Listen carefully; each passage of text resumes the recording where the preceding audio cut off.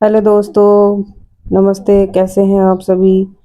अभी बज रहे हैं सुबह के 7 और मैं गरम कर रही हूँ घी, यानी मलाई से मैंने घी बनाया था और उसी को मैं गरम करके घी बना रही हूँ। तो देखिए, ये जो हमारा घी है गरम हो रहा है और कुछ समय बाद इस तरह का बन करके तैयार हो जाएगा।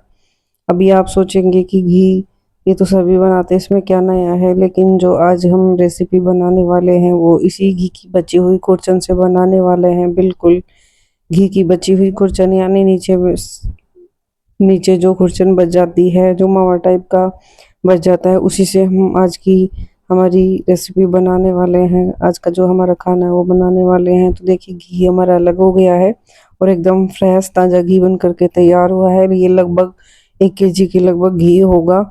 तो जब भी मेरे पास 5-7 दिन 10 दिन की मलाई इकट्ठी हो जाती है तो मैं इसी तरह से घी बना करके तैयार कर लेती हूँ। और घी को जब भी मैं बनाती हूँ तो उसे 2 बार छान करके तैयार करती हूँ। इससे क्या होता है ना कि जो घी के नीचे की जो खुरचन वगैरह होती है वो इसी में रह जाती है और हम जो घी स्टोर करके रखते हैं उसमें बिल्कुल भी नहीं जाती है। तो इससे घी के खराब होने के चांस बिल्कुल खत्म हो जाते हैं। तो अभी घी बनाए तो इसी तरह से बनाएं।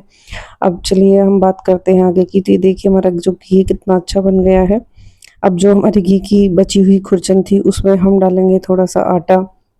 जितना आपको ज़रूरत हो उतना आप आटा डाल सकते हैं। उसमें डाल देंगे स्वाद अनुसार नमक और पानी से हम एक अच्छा सा बढ़िया सा आटा लगा कर तैयार कर लेंगे। यानी जो ये घी की बची हुई खुरचन है, इससे जो हमारा आटा है वो बहुत ही नरम सॉफ्ट मुलायम बन करके तैयार होगा। हमें इसमें किसी भी प्रकार के मोइन की ज़रूरत नहीं है। इसमें बहुत सारा मोइन हो जाता है और ये जो हमारा आटा है वो लग करके तैयार हो गया है। बिल्कुल हमें इसी तरह का आटा लगा करके तैयार करना है और इसे हमें आधा से 1 घंटे के लिए रेस्ट पे रख देना है ढक करके। और जब हम कुछ समय बाद इसको चेक करेंगे तो एकदम बिल्कुल सॉफ्ट मुलायम बन करके तैयार हो जाएगा। अब हमें कुछ इस तरह से इसको करके लोई को तैयार करना है और लोई हमें थोड़ी मोटी लेनी है, यानी जितना हम रोटी बनाते हैं उससे तो थोड़ा मोटा ही हमें लेना है। और इस तरह से हथेलियों की सहायता से हमें इसको पुश करते हुए बढ़ा लेना है। आप चाहे तो बेलन का भी इस्तेमाल कर सकते हैं, लेकिन अगर इस तरह से उंगलियों से आप इस रोटी को बढ़ा करके तैयार करेंगे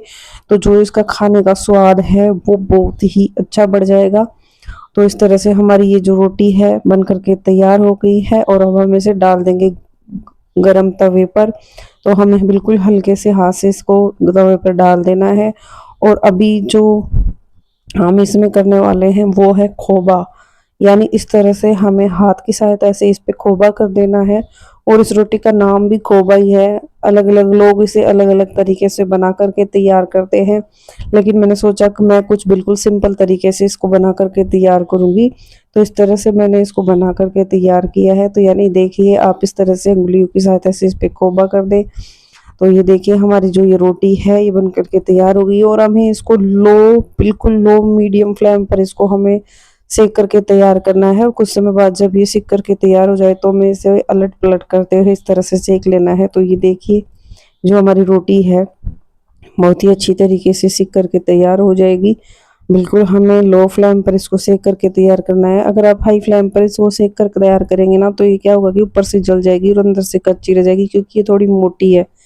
तो हमें इसे लो फ्लेम पर इसे करके तैयार करना है। और इसमें बहुत ही अच्छी, बहुत ही भीनी भीनी खुशबू आ रही है, यानी खुशबू से ही इसको खाने का मन कर रहा है तुरंत ही। तो अब हम इसमें घी ऐड कर देंगे। घी आप इसमें भरपूर मात्रा में ऐड कीजिएगा। जितना आप इसमें घी ऐड करेंगे उतना ही इसका टेस्ट बढ़ जाएगा। इसमें मैंने रख दिया है सब्जी, दही और ककड़ी की रख दी है सलाद। अब इस रोटी को हम खा लेंगे। ये खाने में बहुत ही अच्छी लगती है, बहुत ही टेस्टी लगती है और सिंपल सी फटाफट सी बन करके तैयार हो जाती है। तो अगर आज की हमारी यह सिंपल सी रोटी वाली रेसिपी आपको अच्छी लगी हो तो लाइक शेयर